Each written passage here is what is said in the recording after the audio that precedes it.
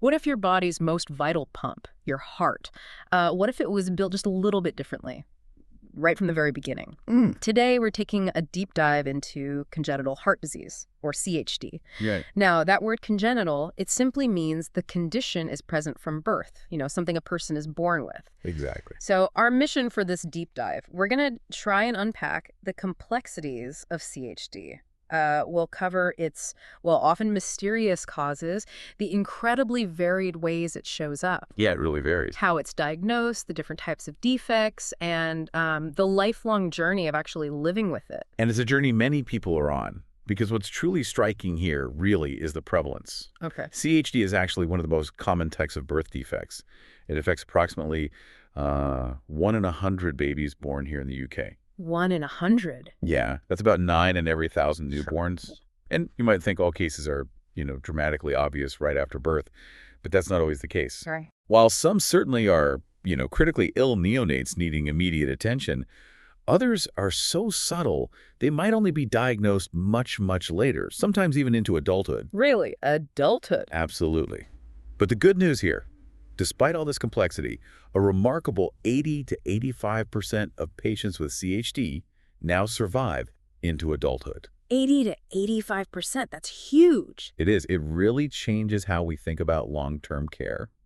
Okay, let's unpack this then. So what exactly is congenital heart disease? Well, at its core, Fundamentally. it's a range of birth defects that affect the normal way the heart works. Okay, and maybe a quick heart refresher, just the basics. Good idea. Hmm. So remember, your heart has 4 main chambers. The left and right atria, they collect the blood, Mm-hmm. and then the left and right ventricles, those are your powerful pumping chambers. Got it. Atria collect, ventricles pump. Exactly. And you've got 4 valves, the mitral, aortic, tricuspid, and pulmonary valves. They act like little one-way doors, keeping blood flowing in the right direction. Oh, it stops going backwards. Precisely. So CHD happens when any of these structures, or maybe the major blood vessels connected to them, don't develop quite properly during fetal growth. So it's like a piece of the heart's plumbing didn't quite form as planned. That's a good way to put it. And what's often surprising, honestly, is that in most cases, we can't actually pinpoint an obvious single cause. No clear culprit? Not usually, no. The general thinking is that something disrupts the heart's normal development during a really critical window. That's the first 6 weeks of pregnancy. 6 weeks, that's really early. It is. It's the period when the heart rapidly transforms from just a simple tube into its complex 4-chambered structure. It's an incredibly intricate process. Yeah. And if anything goes off script, even slightly, it can lead to a defect. So if the exact cause is often unknown, are there at least, risk factors we know about? Things that might increase the chances? Absolutely. While we often don't have that smoking gun, certain factors are definitely strongly associated. Well, for instance, some genetic conditions significantly raise the risk. About half of all children with Down syndrome have CHD. Half. Wow. Yes, most often things like holes in the heart, which you call septal defects. Okay. Then there's Turner syndrome, which only affects females. That's often linked to narrowed valves or arteries. And Noonan syndrome is associated with a specific narrowing, usually of the pulmonary valve. So genetics can play a big role. They can. And it's also worth noting that some types of CHD clearly run in families, which suggests a genetic predisposition even without a named syndrome. That makes sense. What about things that might happen during the pregnancy itself? Maternal health conditions, maybe?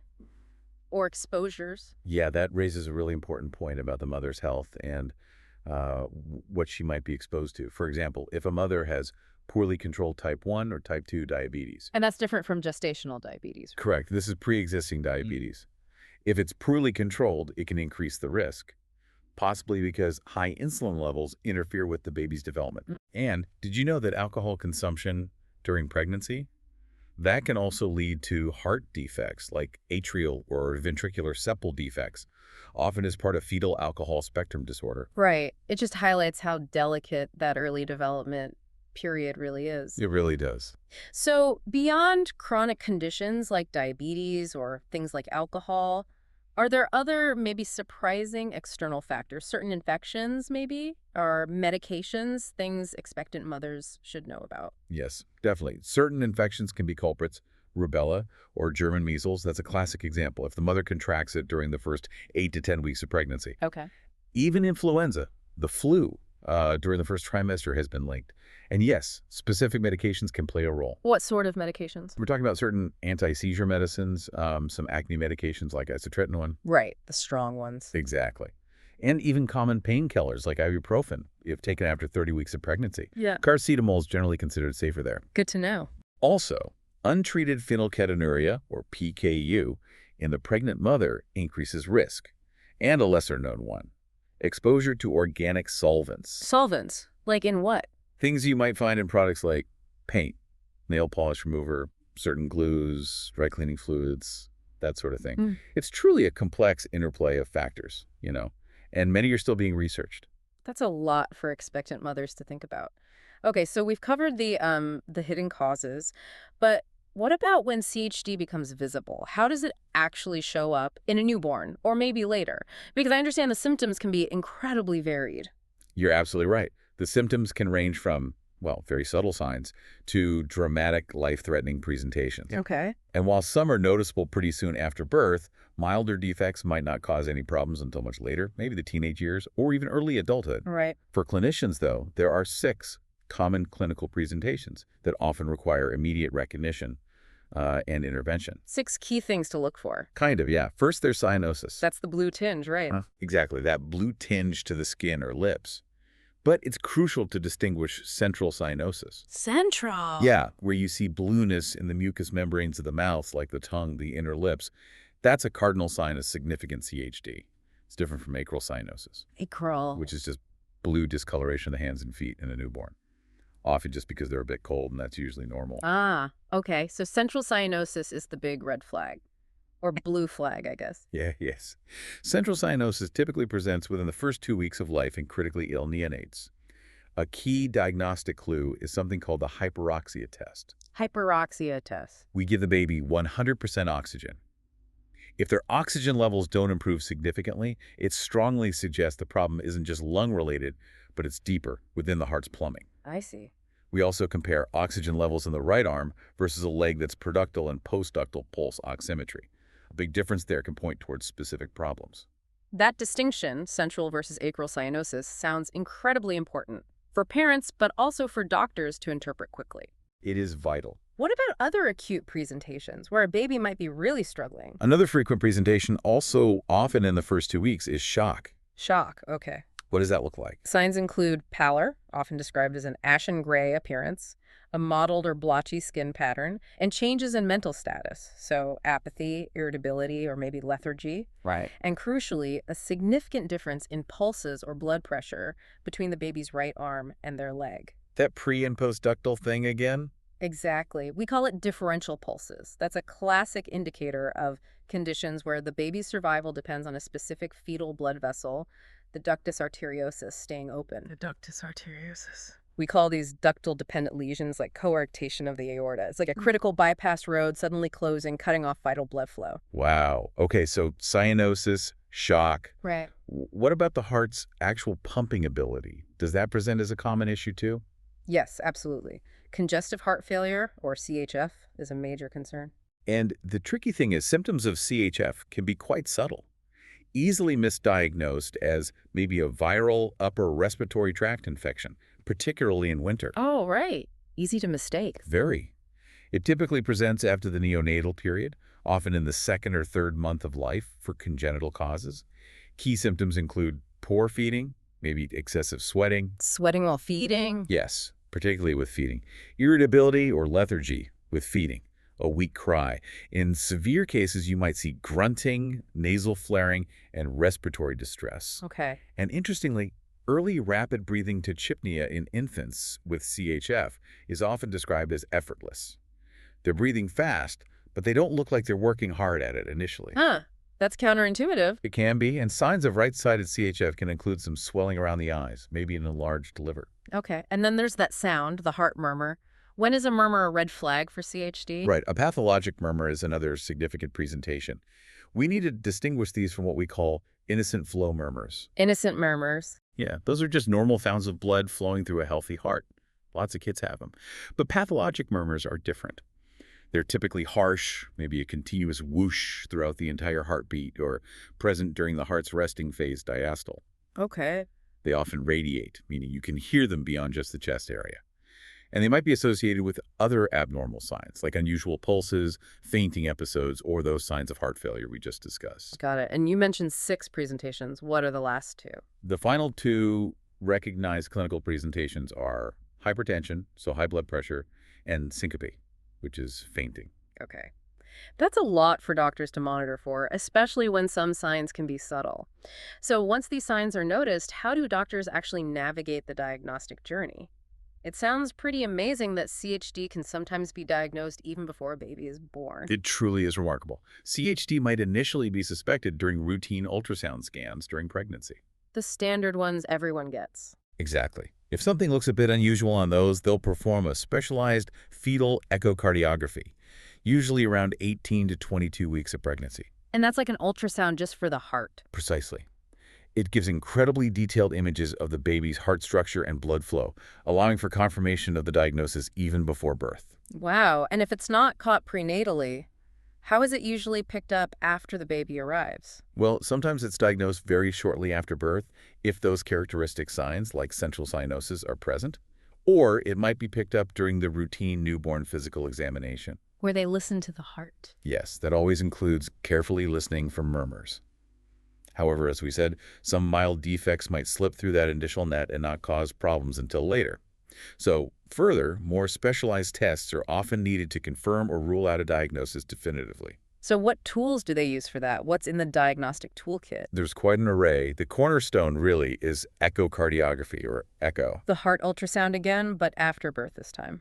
Exactly. It provides detailed, real-time images. It's like watching a live movie of the heart beating, seeing the structures, the valves, how the blood is flowing. Okay, what else? Then there's an electrocardiogram, or ECG.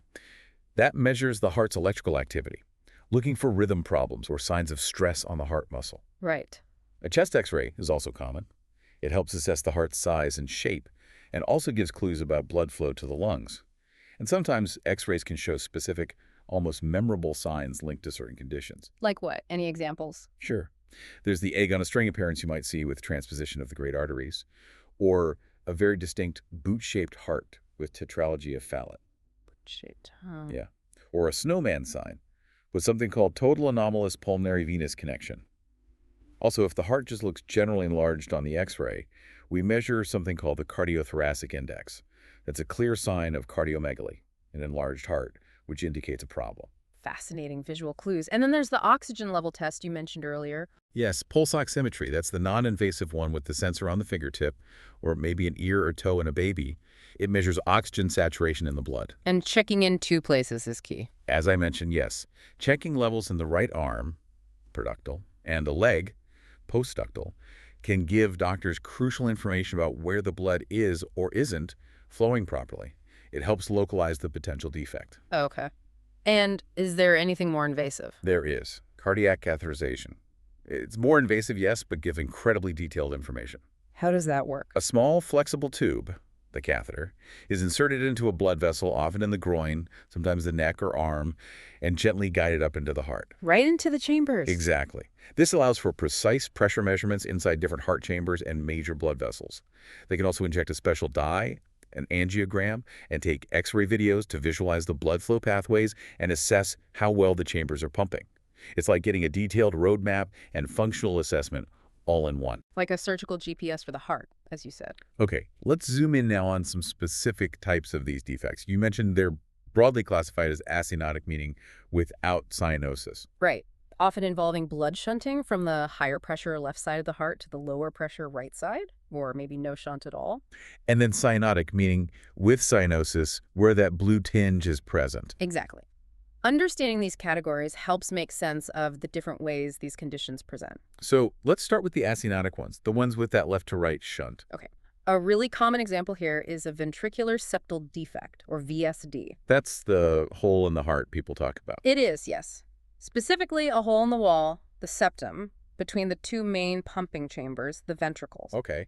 Now, small VSDs often close spontaneously as the child grows, but larger ones usually need surgical closure. And they have a specific sound. They often do. A characteristic pansystolic murmur that's a whooshing sound, Right. heard throughout the entire heartbeat, usually loudest at the lower left edge of the breastbone. And here's the really interesting, slightly counterintuitive thing. Often, the louder the murmur, the smaller the hole. Really? Louder means smaller. How does that work? It's because a small hole creates more turbulence as blood is forced through it under pressure, making a louder noise. A very large hole might have less pressure difference across it, leading to less turbulence and potentially a softer murmur, even though the defect itself is more severe. Wow. Okay, that is counterintuitive. So a loud whoosh might actually be less concerning than a faint one sometimes. It's a critical diagnostic clue, yes. What else falls into that acyanotic left-to-right shunt category? Another common one is patent ductus arteriosus, or PDA. Patent ductus arteriosus. This happens when that fetal blood vessel we talked about, the ductus arteriosus, which connects the pulmonary artery and the aorta before birth, fails to close shortly after birth like it's supposed to. And what does that cause? It means extra blood flows from the aorta back into the pulmonary artery and then to the lungs, potentially overloading them. It has a very distinctive, continuous machinery murmur that clinicians listen for. Machinery murmur, like a washing machine. Exactly like that. A continuous whirring or rumbling sound throughout the cardiac cycle. Okay, so those are defects where blood is shunting left to right. What about acyanotic lesions where there's no shunt, just a blockage or narrowing? A prime example there is coarctation of the aorta, or CoA. Coarctation means narrowing. Yes, Yeah. exactly. It's a narrowing of the main artery leaving the heart, the aorta, usually located just beyond where the artery to the left arm branches off. Okay. And how does that show up? Key clinical features include absent or very weak pulses in the legs compared to the arms. That's the radiofemoral delay we mentioned. Right, checking pulses in both places. And often a significant blood pressure difference, typically greater than 10 millimil Hg between the upper limbs and the lower limbs.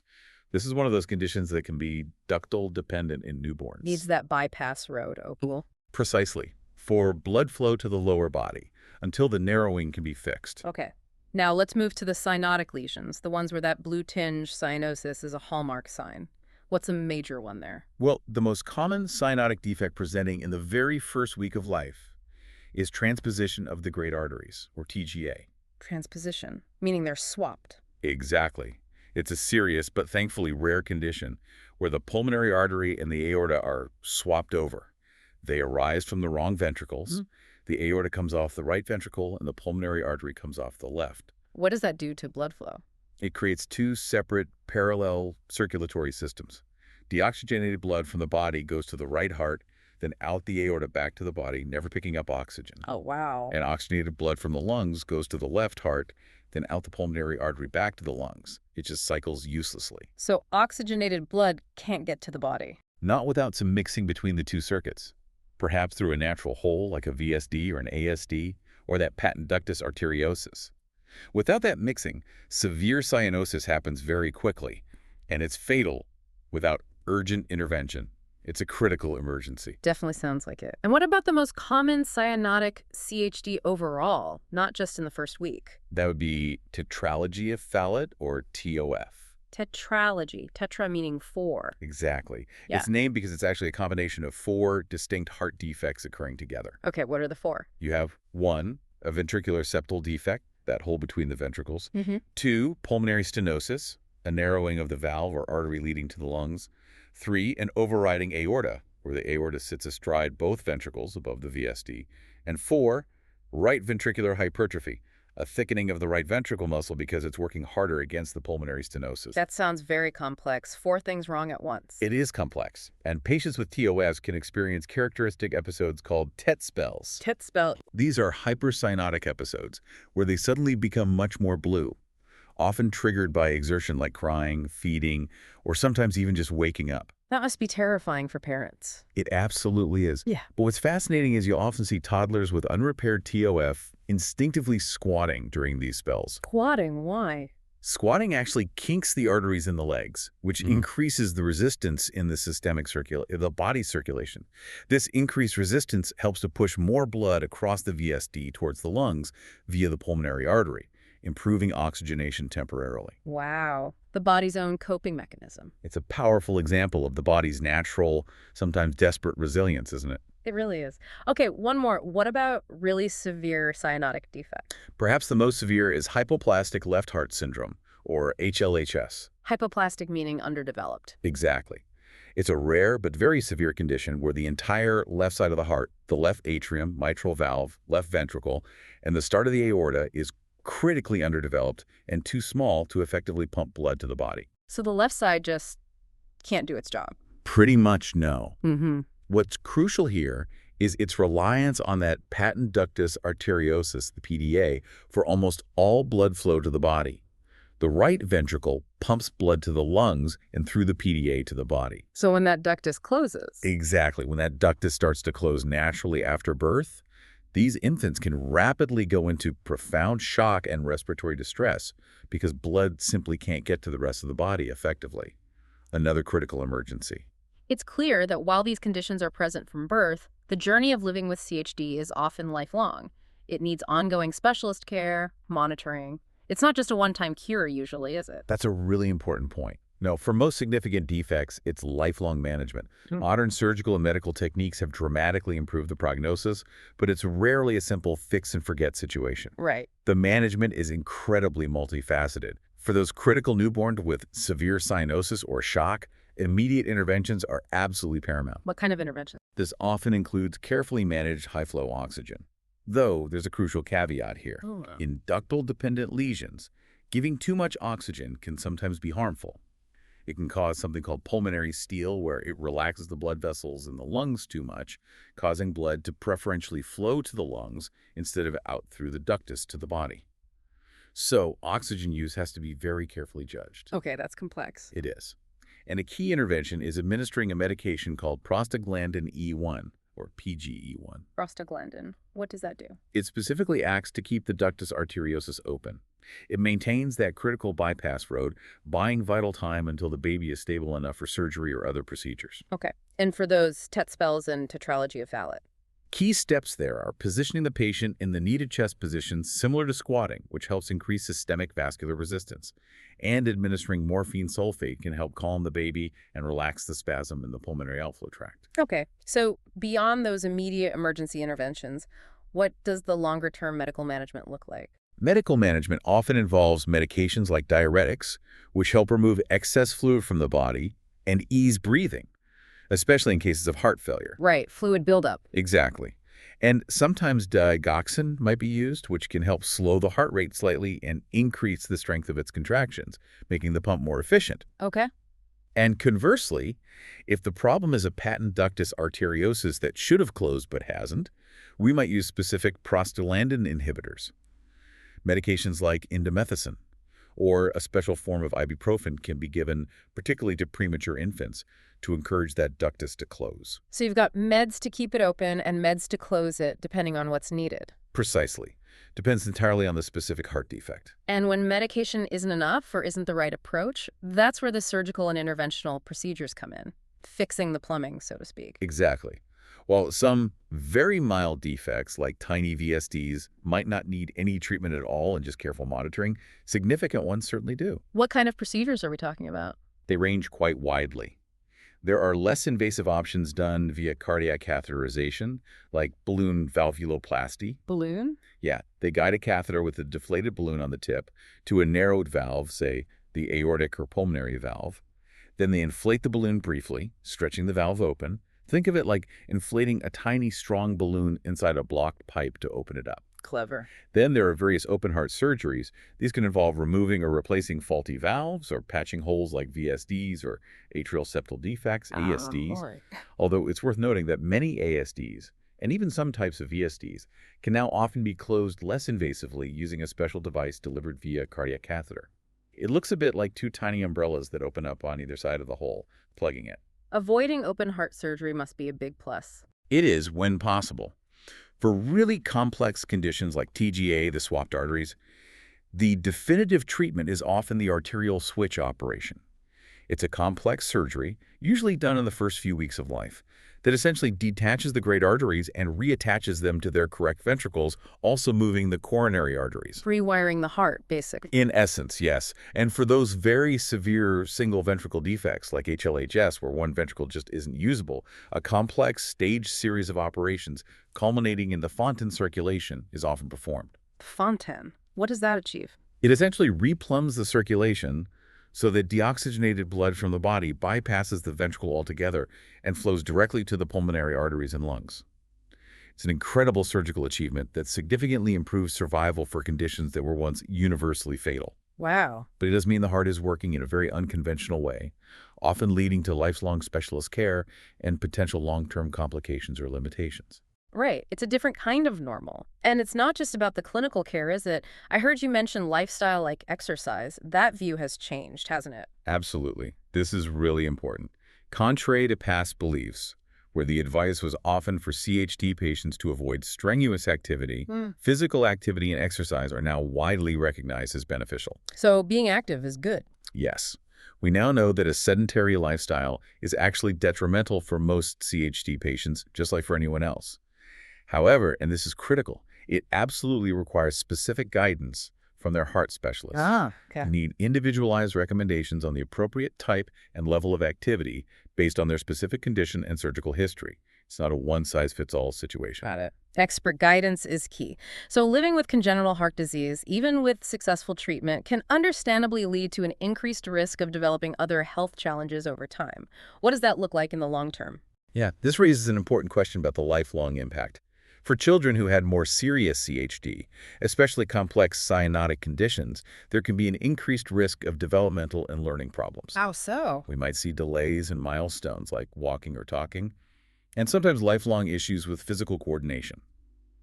Learning difficulties are also possible, things like impaired memory, maybe language problems, lower attention span, poor planning abilities. And why is that thought to happen?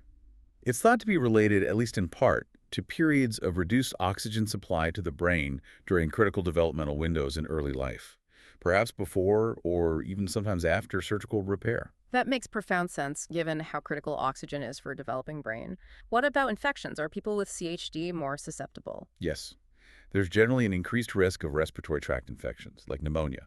And critically, there's a risk of a severe, potentially life-threatening infection of the heart's inner lining and valves called endocarditis. Endocarditis. How does that happen? It typically happens when bacteria from elsewhere in the body, often the mouth, get into the bloodstream and settle on abnormal heart tissue or artificial materials like valve replacements or patches. So dental health is extra important. Absolutely paramount. Excellent oral hygiene. Regular brushing, flossing, and regular dental checkups are crucial to minimize the risk, because even bacteria from gum disease or dental procedures can travel to the heart. Right. It's also why it's generally recommended that people with certain types of CHD avoid skin-piercing cosmetic procedures like tattoos or body piercings, just to reduce any potential route for bacteria to enter the bloodstream. Okay. What other cardiovascular issues can arise down the line for someone living with CHD? Well, patients can develop pulmonary hypertension. That's high blood pressure, specifically within the arteries supplying the lungs. This could be a serious complication. Various heart rhythm problems, or arrhythmias, are also quite common in the long term.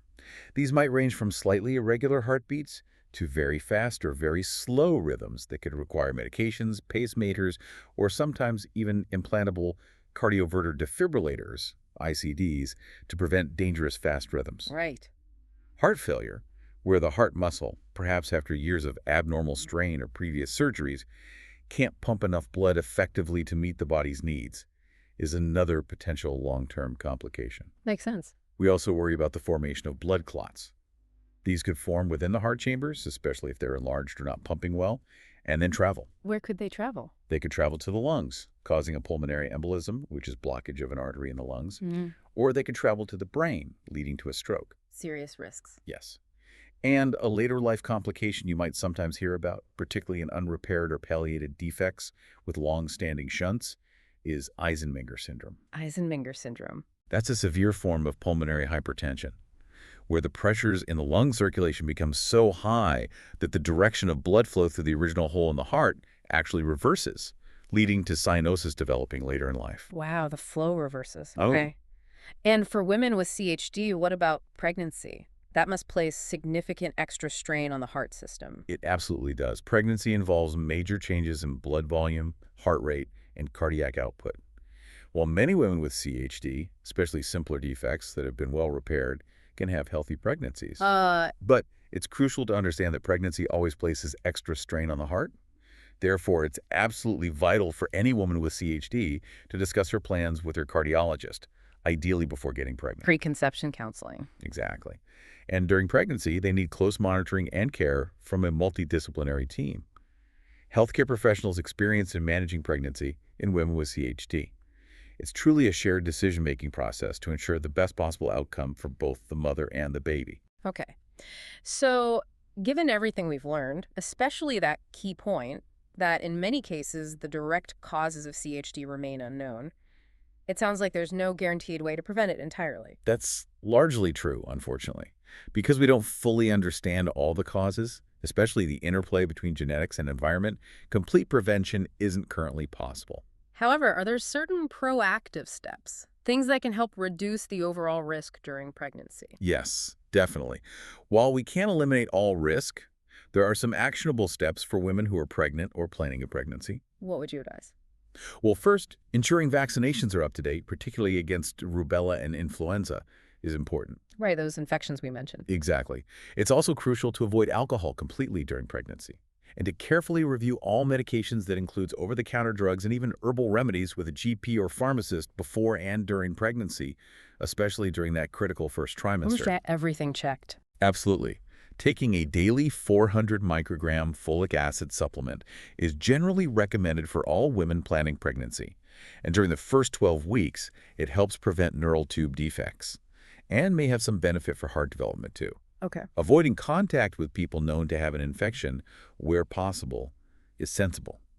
If the mother has pre-existing diabetes, achieving careful blood sugar control before conception and throughout pregnancy is vital. That tight control again. Yes. And finally, avoiding exposure to those organic solvents we mentioned, like those found in dry cleaning chemicals, paint thinners, nail polish remover, is also advisable. So practical steps that can make a difference even if they don't guarantee prevention. Exactly. It's about minimizing known risks. So what does this all mean for us? We've really taken a deep dive today into the incredible depth and breadth of congenital heart disease, from its, well, often mysterious origins right through to its profound and varied impacts, and the truly remarkable advancements in medical understanding and treatment. This deep dive, I think, is really about appreciating both the incredible resilience of the human But he body really is reason. and the sheer dedication of medical science in learning how to navigate such complex conditions. Indeed. And maybe something to think about is this. Given the ongoing lifelong management that's often required, and that amazing statistic that 85% of patients with congenital heart disease now survive well into adulthood, what new challenges and maybe opportunities might arise for our healthcare systems and for society as a whole in supporting this growing population of adults living long-term with complex congenital heart conditions? That's a powerful thought to leave with, a whole new generation growing up and living longer with these conditions. We encourage you, the listener, to consider what further questions this deep dive sparked for you. Maybe about adaptability, perhaps about medical innovation, or just the broader implications of living with chronic conditions throughout an entire lifetime.